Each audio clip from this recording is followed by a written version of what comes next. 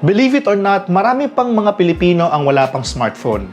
Sabi nga nila, the smartphone penetration in the Philippines is too low that it gives huge room of opportunities for a lot of smartphone companies to offer their products to a lot of Filipinos.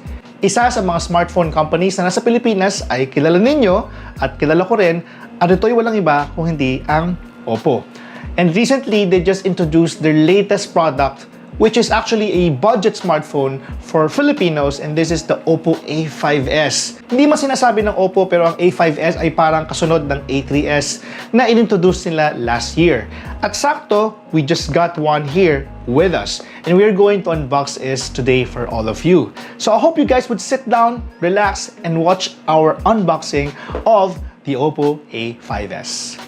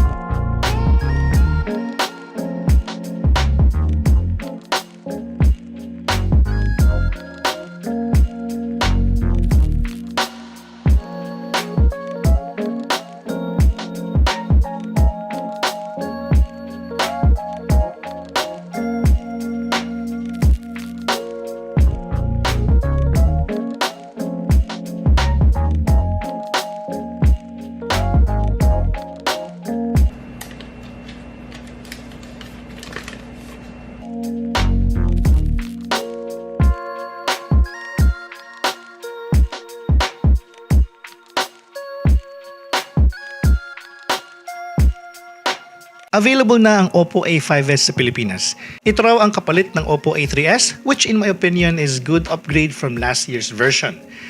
In terms of how it looks, OPPO A5s bears similar traits from its predecessor. Volume rocker sa left side and sleep-wake button naman sa right side. Ayos! Now, let's talk about its screen. Bahagyang nagbago to, at kung dati we've got a half rectangular notch sa taas na kung saan makikita ang camera, earpiece at sensors, mas maliit na ngayon ng dewdrop notch. It is in the new dewdrop notch that you will see its camera plus a slightly hidden earpiece. Dahil sa pagbabagong to, bagyang lumaki ng konti ang screen-to-body ratio, but its screen size and resolution remain the same. What we've got right here is the OPPO A5s in red color. I like its luscious design, which kind of makes it look premium. Sa unang tingin mo ay parang pangmayaman at magkakagulatan na lang na less than 7,000 lang pala to. Smudge magnet lang, so kung medyo pawisin ka, you might get annoyed with the smudges that you will see in its laminated polycarbonate body. I've got no complaints though, as OPPO was kind enough to include a screen protector as you may have seen in the unboxing earlier. Sabi nila, hindi na raw uso ang micro USB this 2019, and OPPO defies this by still using micro USB on OPPO A5s.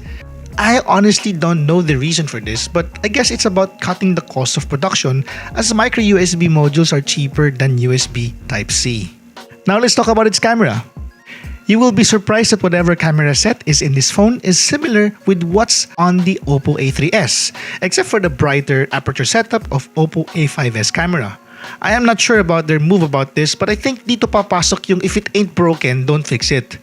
Perhaps what they're really banking on right now are the specific major improvements that A5s offers. Like, it has Corning Gorilla Glass 3 para assured ka na matibay ang screen.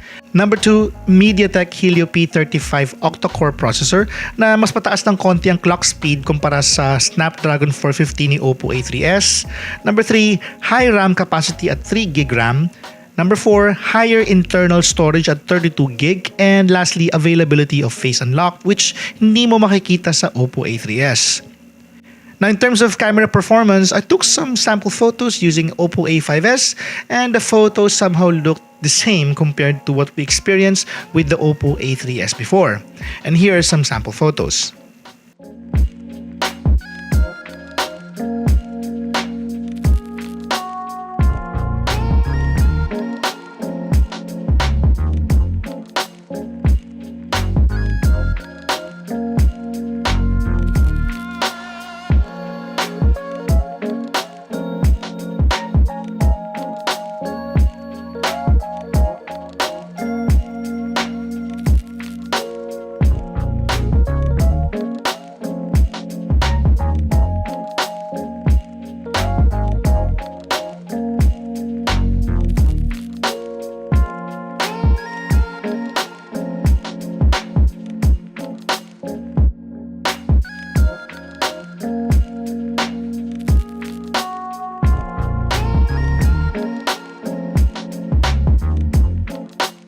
The only major disappointment that I see here on the OPPO A5s is a slightly outdated OS, which is ColorOS 5.2.1.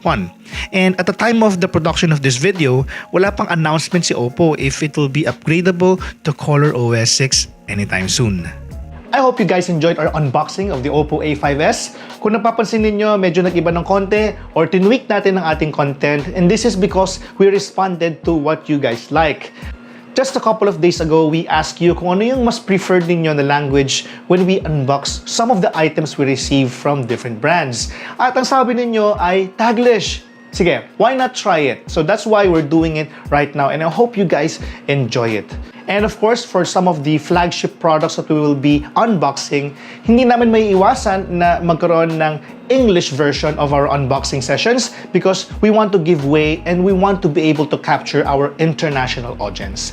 I hope you guys would support us on that. If you haven't liked our page, we would appreciate if you can click like.